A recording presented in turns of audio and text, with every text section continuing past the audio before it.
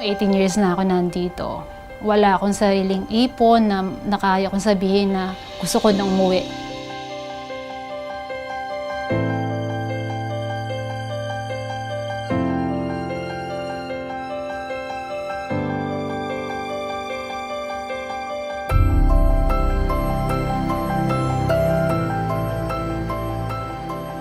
A huge number of women working outside the Philippines are domestic workers. They spend the best years of their life away from their own family while taking care of other families. Sa lahat ng mga overseas Filipinos, ang mga migrant domestic workers natin, sila yung may pinaka-challenging ang sitwasyon nila. Sila yung nakaka-experience yung tinatawag nating triple burden. Ano ba itong triple burden? Una, dahil sa kanilang race or yung kanilang lahi. Sa labas ng bansa kasi kapag iba yung kulay ng balat mo o ibang lahi ka, mababa kasi ang pagtingin sa'yo. Pangalawa, dahil sa class. Working class kasi yung ating mga migrant domestic workers. Sila kasi yung pinakamahaba yung oras ng pagtatrabaho at sila din yung may pinakamababa yung sweldo compared sa ibang OFW. At pangatlo, dahil sa kanilang gender. Mga babae, ang karaniwang mga migrant domestic workers natin na nagtatrabaho sa loob ng bahay. Kaya sila din yung vulnerable sa sexual abuse, psychological abuse, at physical abuse. After long years of difficult working and living conditions abroad, majority are unable to return home for good and reintegrate. Some of them thought that they will only be working abroad for 2 to 4 years. But they end up working for 15 to 25 years and are still unable to come home. There are several reasons for their inability to reintegrate. Migrant domestic workers have difficulty in coming home for good because of lack of savings and investments. About 70% of them still do not have savings and investments because of lack of financial education in terms of how to budget and to borrow and to save and invest. Some or most of them also lack information on opportunities to access jobs, investments, and business opportunities as well as other resources back home. And some were able to save and invest, but their businesses and their endeavors failed and they were forced to return abroad once again. Some of them have lower salaries, even lower than mandated $400 US. Yung iba sa kanila, nahihirapang magbayad ng utang at nagiging biktima pa ng loan sharks. Kahit 10% per month or higit pa, kinukuha nila. Sabi nga, kapit sa patalim. Kaya mga kababayan natin, 1 taon nang nagtatrabaho sa labas ng bansa, pero bayad utang pa rin lang. Domestic workers oftentimes suffer from family issues such as problem with spouse and children that drain their resources. They feel guilty for leaving the family behind because they have abandoned their role as wife and mother. They have the tendency to splurge on their families with material things to assuage feelings of guilt. Karamihan ng mga pamilya ng mga overseas Filipinos ay hindi pinapahalagan yung perang pinapadala ng mga nasa abroad. Akala kasi nila ang daling kitain ng pera. Ang dahilan naman kasi yung ating mga migrant domestic workers, hindi kasi nila sinasabi yung totoong sitwasyon nila, yung mga sakripisyo nila sa labas ng bansa, gaano kahirap yung kanilang sitwasyon. Kaya tuloy yung pamilya sa Pilipinas ay masyado nang nagiging dependent sa remittance. Kaya nakakalungkot, ang daming mga migrant domestic worker umuuwi na, ang feeling nila failure sila. Dahil kasi pag uwi nila, matanda na sila, karaniwan may sakit pa, at wala pa ring pera, at higit sa lahat, hiniwalayan na ng asawa, at yung mga pamilya nila ay malayo ang loob sa kanila.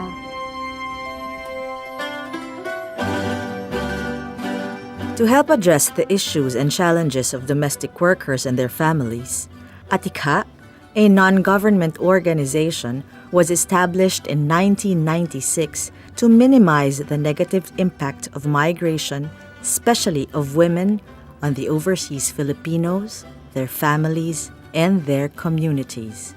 It is also involved in harnessing the productive use of the resources of overseas Filipinos towards investments and businesses back home to ensure that they have sustainable income when they return and reintegrate.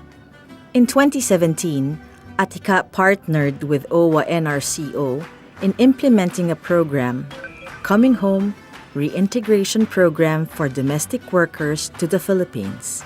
Purpose is that so that the workers, the returning OFWs, will have sustainable jobs and businesses in the Philippines kapag nag-for good na sila. We hope that they can be reintegrated successfully so that they can always be with their families. And meron din tayong ahensya po, yung National Reintegration Center for OFWs. That is also the lead government agency for reintegration. And the NRCO is an attached office of the OWA. OWA NRCO and Atikha are jointly implementing a step-ladder program providing social and economic services to domestic workers and their families. This program is implemented in partnership with Pinoy Worldwide Initiative for Investment Savings and Entrepreneurship, or commonly called Pinoy Wise. Pinoy Wise is a network of overseas Filipinos and their families who advocates and train financial literacy and promotes savings, investment, and entrepreneurship among its members. The Step-Ladder Social and Economic Program starts with Level 0, Pre-Migration Orientation Seminar for prospective OFWs and their families. This seminar discusses migration realities. It emphasizes the need for family decision-making, shared responsibility, and goal-setting as a family on what they expect to achieve by working abroad. Start with the end in mind. Migration is a family decision, and it is temporary. Level 1, Pinoy Wise Family and Income Management Training. This is a hands-on training on tracking of expenses, saving, investing, and borrowing specially designed for OFWs and their families. It also addresses family issues that drain their resources, such as coping with dependency on remittance and gap in relationships. The OFWs and their families are organized into Pinoy Wise and participate in the activities of the reintegration helpline teams. Level 2, Reintegration Planning and Mentoring. OFWs and families are assisted in planning for reintegration. Options are discussed on possible skills trainings, jobs, investment, and business opportunities in the Philippines. Reintegration mentors link the Pinoy Wise helpline teams with various service providers from the national and local government units, NGOs, and private sector, and continuously monitor and mentor them through the process of reintegration. Level 3, Investment and Business Forum or Pinoy Wise Marketplace Events. Concrete investments and business opportunities in source provinces are identified and are promoted to the OFWs in destination countries and to their families in the provinces. Partner financial institutions, other private sectors, and government agencies would tailor-fit jobs, investments, and business opportunities are linked to the OFWs and their families. Level 4, Skills Training. Skills training are offered to OFWs and their families to build new skills or enhance existing skills they need for employment or business. This is done in partnership with TESDA, Agriculture Training Institute, DOST, local government, and other agencies providing training. Level 5, Entrepreneurship Training. Entrepreneurship training and mentoring are provided for those opting to start or improve their businesses in the Philippines. This is done in partnership with the Department of Trade and Industry. and the Department of Agriculture and other business development service providers. To facilitate the implementation of the Step Ladder program, we organize Migration and Development Committee at the regional level under the leadership of NEDA and OWA NRCO. We're also working the same at the provincial level in partnership with the local government units.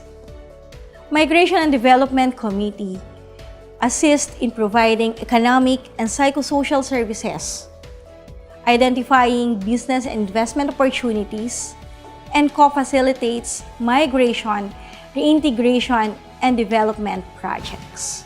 In the destination countries, the program is implemented in partnership with the Philippine embassies and consulates, Philippine Overseas Labor Office or POLO, NGOs, and more importantly, the Pinoy-wise chapters which are being managed by overseas Filipino leaders. In Singapore, it is implemented with another OFW organization, the Financially Literate Philippines. BPI Foundation is supporting this initiative through its BPI Sulong program. We work in close partnership with Atikha to build capacities of the OFWs in Hong Kong and their families in the Philippines by helping them manage their funds better and prepare for reintegration. BPI is an advocate of strengthening the OFW family ties through the step-ladder approach to help the OFWs in Hong Kong come home and be with their families sooner. UN Women believes that it is very important to provide support to domestic migrant workers so that they are able to come home and to be able to have a secure, safe, but also successful reintegration into their countries, especially given the fact that they have basically spent most of their careers working abroad to support the women and the men back home in the Philippines to achieve their dreams. So it's only natural that when they go home, they also have an opportunity to achieve theirs. Nang hindi pa po ako nakapag-FIMT, burara po talaga ako sa pera. At saka po, hinihingi po ako ng pera sa aking mga magulang po. At saka kapag hindi po nila ako binabibigyan, talagang po nagagalit po ako. At dahil po sa programa ito, natutunan ko po kung paano po pahalagahan ang mag-save. At natutunan ko rin po kung paano po ang paghihirap ng aking mga magulang po abroad. At ngayon, from burara po, natutunan ko na po kung paano po mag-save. Natutunan rin po ako kung paano magtipid. At ngayon po, nagne-negosyo na rin po ako. At hindi na po ako umaasa sa padala po ng aking mga magulang. Walang forever sa abroad. Naging OFW ako for 26 years at nagstay ako ng Singapore for 20 years. Akala ko noon hindi na ako makauwi. Natutuwa ako at nakilala ko yung Atikha at umattend ako sa financial literacy at napagandaan ko ang aking pagbabalik. Natuto akong mag-save at saka mag-invest at naging coordinator ako ng Pinoy-wise sa Singapore. Ngayon, dito na ako sa Pilipinas, umuwi na at nagkaroon ng sariling bake shop sa Iloilo. Masarap pala ang feeling na wala ka ng amo at ikaw na ang boss.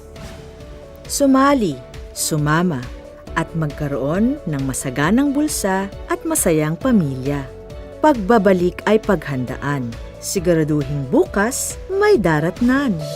Pinoy-wise!